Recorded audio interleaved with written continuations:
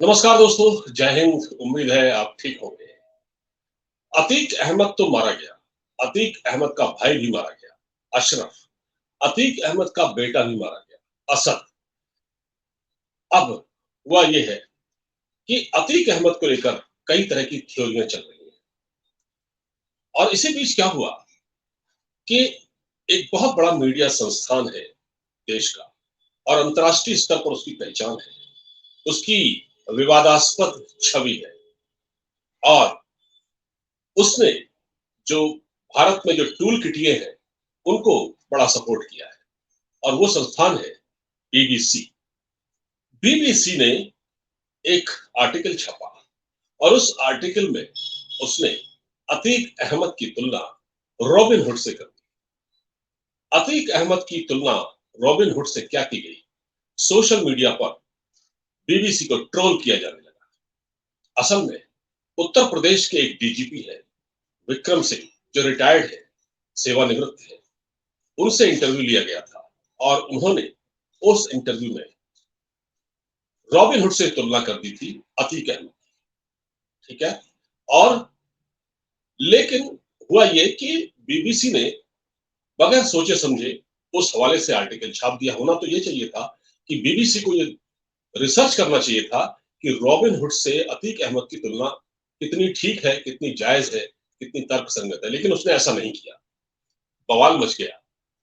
अब मैं आपको बताता हूँ, अतीक अहमद के बारे में तो आप सब जानते हैं। वो जमीनों पर कब्जे करता था, वो माफिया था, वो सरेआम लोगों को पिटवाता था। उसकी पुलिस प्रशासन में, सरकारों में कितनी घुसपैठ थी। उस पर 100 से ज्यादा मुकदमे थे। उसको पुलिस गिरफ्तार नहीं कर पाई थी। लेकिन हालांकि अभी वो फिलहाल गिरफ्तार था। उसके दिन तब खराब होने लगे जब योगी आदित्यनाथ मुख्यमंत्री थे। लेकिन अब जब रॉबिन हुड की बात आ रही है, तो मैं आपको बताऊंगा रॉबिन हुड से तुलना। और फिर एक और शख्स था जिसका नाम था सुल्ताना डाकू। सुल्ताना डाकू कौन था वो भी बताऊंगा। उसकी भी तुलना अगर चाहे तो लोग अतीक अहमद से कर सकते हैं, लेकिन ये जायज नहीं होगा। मैं फिर भी कह रहा हूं कि अतीक अहमद से रॉबिन हुड की तुलना जायज नहीं है। असल में ये मध्यकालीन युग था। जो ब्रिटेन के मध्यकालीन युग में, इंग्लैंड के एक जो हिस्ट्री है उसमें ऐसा बताया जाता है कि एक रॉबिन हुड नाम का कोई शख्स हुआ करता था। वो करता क्या था? वो अमीरों को लूट कर गरीबों की मदद करता था। अगर आप इंग्लैंड के मध्यकालीन इतिहास में जाएं तो पढ़ने को मिलेगा। रॉबिन हुड अमीरों को लूटकर गरीबों की मदद करता था। और यही वजह है कि जब बीबीसी ने यह आर्टिकल छापा कि अतीक अहमद तो गरीबों की मदद कर, मतलब रॉबिन हुड से तुलना की, तो अतीक अहमद का भी कुछ ऐसा ही हिस्ट्री रही है कि वो जैसे किसी जमीन पर कब्जा करता था, तो उसमें से जैसे मान लिया जाए, फर्ज कीजिए वो 1 लाख रुपए कमाता था, तो 500, 600, 1000 रुपए किसी गरीब को दे देता था। तो उससे क्या होता था कि वो गरीब तो खुश हो जाता था, उसके लिए तो वही मसीहा हो जाता था। तो कोई मसीहा नहीं था। वो करता क्या था? फिर ऐसे लोगों को अपने वोटर बनाता था, वोट बैंक बनाता था। फिर ऐसे ही लोगों को थोड़ी बहुत मदद करके, लूट का साम्राज्य खड़ा करके वो चुनाव लड़ता था, और विधायक से लेकर सांसद तक बना समाजवादी पार्टी। तो जो ये रॉबिन हुड है, ये दरअसल मध्यकालीन इतिहास में ब्रिटेन के एक पात्र हुआ करता था। ये अमीर लोगों पर जुल्म, अमीर लोगों को लूट कर गरीब लोगों की मदद करता था। असल में वो दौर था रजवाड़ों का। रजवाड़े थे, जमींदार थे। ये लोग इंग्लैंड के गरीब लोगों पर जुल्म उठाने लगे। ये अमीर जो थे, रजवाड़े, वो गरीबों पर जुल्म उठाने लगे। जमींदार जैसे लोग गरीबों पर अत्याचार की हदें पार करने लगे। तो ऐसे में अचानक एक मददगार आया, जो उन गरीबों के लिए फरिश्ते से कम नहीं था। वो अमीरों से लूटपाट करता था और गरीबों में बांट देता था। गरीबों को परेशान करने वालों से बदला लेता था।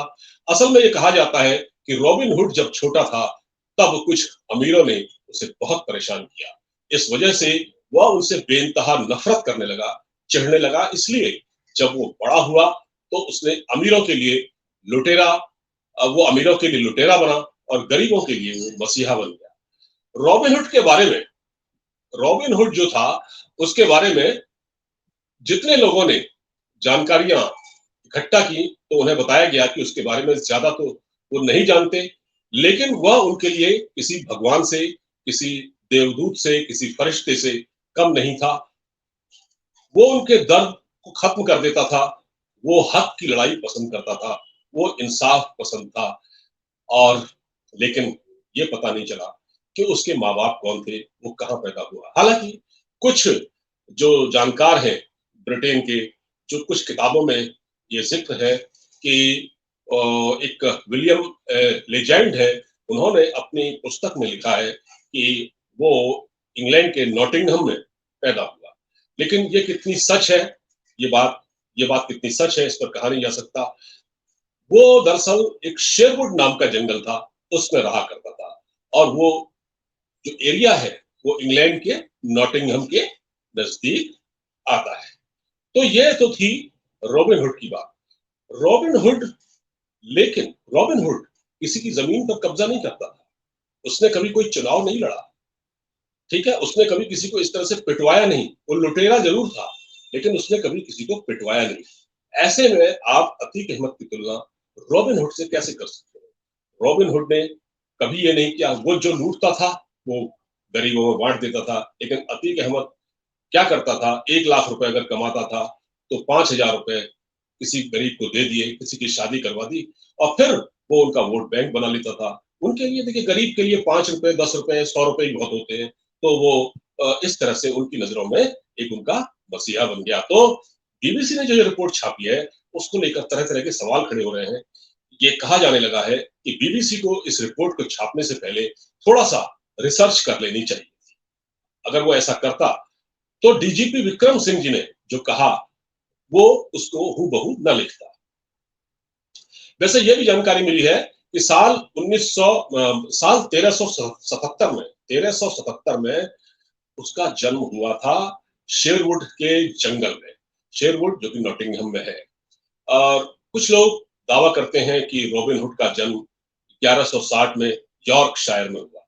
अब पता नहीं, जितने मुंह उतनी बातें। अब मैं आपको एक चीज और बताता हूँ। जब हम अतीक अहमद की बात करते हैं, फिर हम रॉबिन हुड से उसकी तुलना कर रहे हैं, जो कि गलत है, जो कि ठीक नहीं है, तो फिर हम सुल्ताना डाकू को क्यों भूल जाते हैं?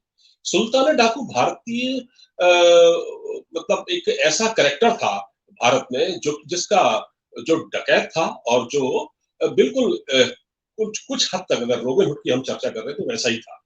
वो इंसाफ पसंद था और बहुत सरल था, गरीब परिवार में पैदा हुआ। वो मुरादाबाद के हरथला कस्बे में पैदा हुआ। वो भी अमीरों को लूटकर गरीबों की मदद करता था। असल में सुल्ताना डाकू ने एक तब ब्रिटिश भारत में राज्य करते थे, अंग्रेज भारत में राज करते थे, ब्रिटिशर्स भारत में थे। तो उसने एक अंग्रेज औरत से शादी की। जब उसने वो अंग्रेज महिला से शादी की, क्योंकि वो आपराधिक चरित्र का था, तो जब उसने अंग्रेज महिला से शादी की, तो अंग्रेज उससे बहुत चिढ़ गए और अंग्रेजों ने उसको सजा दी, ठीक है? लेकिन उसने फिर भी गरीबों की मदद करना जारी रखा। जब वो बाहर आया तो उसने मदद की। लेकिन सुल्ताना डाकू जो था, वो उस पर कई फ़िल्में बनी हैं, हॉलीवुड में भी और बॉलीवुड में भी और लॉलीवुड में भी। उस पर कई फ़िल्में बन चुकी हैं सुल्ताना डाकू पर। तो सुल्ताना डाकू वो एक बॉलीवुड में एक फ़िल्म बनी थी, सुल्ताना डाकू नाम से बनी थी। हॉलीवुड में भी एक फ़िल्म बनी थी उसको लेकर और लॉलीवुड में भी फ़िल्म बनी थी। तो ये जो कैरेक्टर है, ये मतलब अगर हम सुल्ताना डाकू की बात करें तो सुल्ताना डाकू ने भी कोई चुनाव नहीं लड़ा, ठीक है? उसकी तुलना भी हम अतीक अहमद से नहीं कर सकते। अतीक अहमद तो बहुत खूंखार था। अतीक अहमद ने तो अ, मतलब आप ये समझिए कि आखिरी वक़्त आते-आते, मतलब अपना अंत आते-आते उसने इतना पैसा कमाया, उसका कितने हज़ार करोड़ का उसका साम्राज्य था। उसका बेटा तक इन लूट की वारदातों में मुलव्विस था और उसके पॉलिटिकल लिंक थे। वो 5 बार का एमएलए था, वो 1 बार का सांसद था और उसको जेल में सारी सुविधाएँ मिल रही थी। साबरमती जेल में वो बंद था, वहाँ भी उसको सारी सुविधाएँ मिली और वो जेल में बंद होकर, जब वो साबरमती जेल में बंद था, तभी उसने राजूपाल के गवाह, जिसकी हत्या की गई थी राजूपाल की, उसके गवाह जो बीएसपी का विधायक था उस समय, उसके गवाह उमेश पाल का मर्डर जेल में बंद रहते-रहते करवा दिया, अपने शूटरों से करवा दिया। तो क्या ये काम भी किसी रॉबिन हुड ने किया? क्या रॉबिन हुड ने ऐसा काम किया? क्या सुल्ताना डाकू ने भी ऐसा काम किया? तो बात ये है कि मतलब मेरे मन में बहुत दिन से चल रहा था कि जिसकी तुलना आप रॉबिन हुड से कर रहे हैं, वो रॉबिन हुड नहीं था। वो एक बहुत बड़ा अपराधी था, वो एक बहुत बड़ा माफिया था। तो इस रिपोर्ट को समझाने का मतलब ये है कि हम ऐसे लोगों को महिमा मंडित न करें, ऐसे लोगों को हीरो न बनाएं और ऐसा भी हो सकता है कि आने वाले दिनों में हमारे वहाँ तो ये चलन हो गया है, इस देश में ये चलन है कि ऐसे लोगों पर फ़िल्में भी बना दी जाती हैं। कल को ऐसा ना हो कि एक था अतीक अहमद, इस नाम पर कोई फ़िल्में ना बना डाले, कोई डायरेक्टर फ़िल्म ना बना दे। हम तो ये कहते हैं कि ऐसे लोगों के चरित्र को पर्दे पर, बड़े पर्दे पर नहीं उतारा जाना चाहिए। आपको ये अ, कंटेंट पसंद आया हो, ये स्टोरी पसंद आई हो, तो इसे खूब शेयर कीजिए। मुझे इजाज़त दीजिए, अपना ख़्याल रखिए। नमस्कार, जय हिंद। मैं आपके लिए ऐसी स्टोरियाँ लाता रहूँगा।